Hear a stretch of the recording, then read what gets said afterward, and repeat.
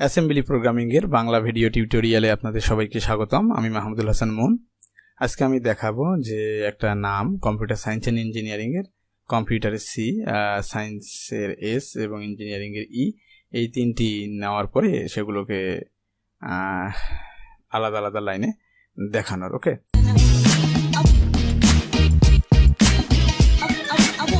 তো আমরা শুরু করি এখান থেকে।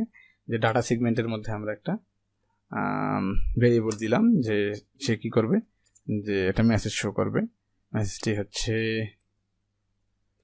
ইন্টার 3 ইনিশিয়ালস, সে শো করতে বলবে ইন্টার 3 ইনিশিয়ালস, তারপর আমরা একটা ডলার সাইন দিয়ে দিলাম। দেন আমরা কোড সেগমেন্ট লিখব। Then main procedure. তো আমাকে এখন কি করতে হবে, যে ডাটা সেগমেন্টের সঙ্গে কোড সেগমেন্টের সম্পর্ক তৈরি করতে হবে। @data, আবার তাকে আমার ডিএস রেজিস্টারের মধ্যে রাখতে হবে। ওকে, দেন কি করব আমরা, যে এই মেসেজটি আমরা প্রিন্ট করে দিব। এই মেসেজটি প্রিন্ট করে দিব তিনটা ইনিশিয়ালাইজ ইনপুট নেওয়ার জন্য। তো আমরা জানি স্ট্রিং ইনপুট দেওয়ার জন্য, আউটপুট দেওয়ার জন্য এই 9 ফাংশনটি ব্যবহার করতে হয়। এবং লোড ইফেক্টিভ এরিয়া ডিএক্স এর মধ্যে আমরা একে দিয়ে দিলাম, ফাংশনটি কল করলাম ইন্টারাপ্ট 21h দ্বারা। দেন আমার এটা শো করার পরে আমরা এখন ইনপুট নেব 3টি ক্যারেক্টার। তো আমরা সিঙ্গেল ক্যারেক্টার ইনপুটের জন্য ফাংশন জানি s,1 ইন্টারাপ্ট 21h। আমরা বাই ডিফল্ট কোনো রেজিস্টারের মধ্যে রাখবো না, বিএল রেজিস্টারের মধ্যে রেখে দিলাম এল কে। দেন দ্বিতীয় ইনপুটটা নেওয়ার জন্য আবার আমাকে s1 ফাংশনটি চালাতে হবে। ফাংশনটি আমরা কল করলাম ইন্টারাপ্ট 21h।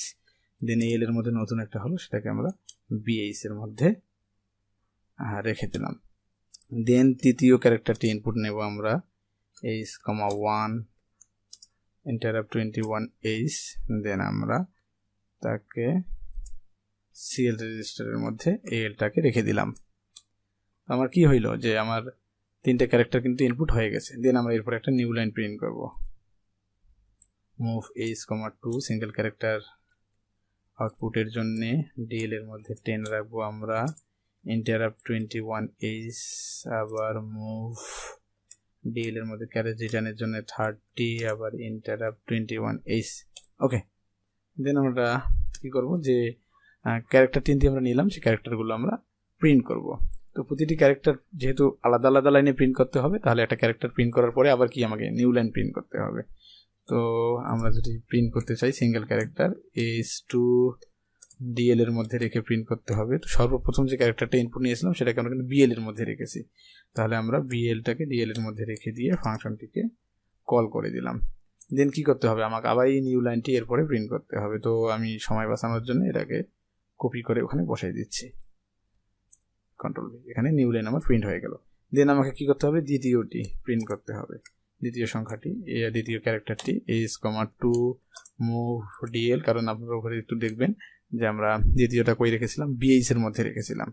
তো বিএইচ এর মধ্যে রাখার কারণে বিএইচ কে ডিএল এর মধ্যে রেখে আমরা ফাংশনটি কল করে দিই ইন্টারাপ্ট 21h। দেন আমরা আবার কি করব, নিউ লাইনটা এখানে প্রিন্ট করলাম। দেন এখন আমরা 3 নম্বরটি প্রিন্ট করব, মুভ s,2।